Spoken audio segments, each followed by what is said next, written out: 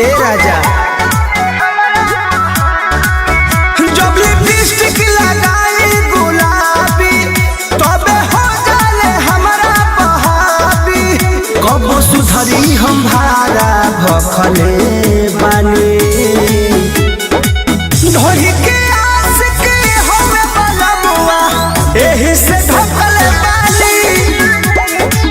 धोही के आस के हमें बलमुआ एही से ढकले बानी का करबू ए दीदी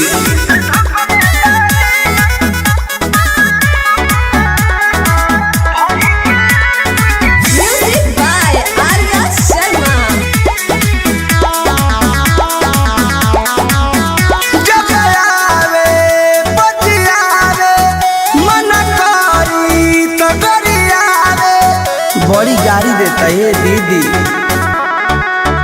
जब आवे पतियावे मन करी तो करियावे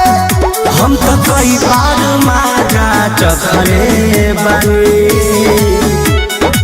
धोही के आस के हमें बलमुआ एही से ढकले बानी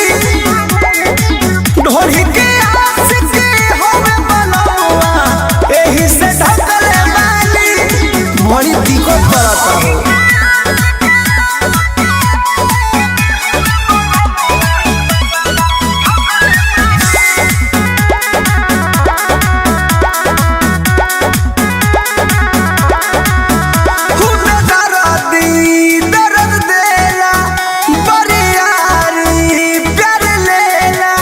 बरियारी करता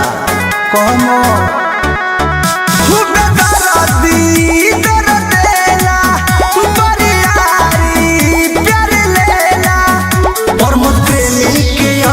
से रखले बानी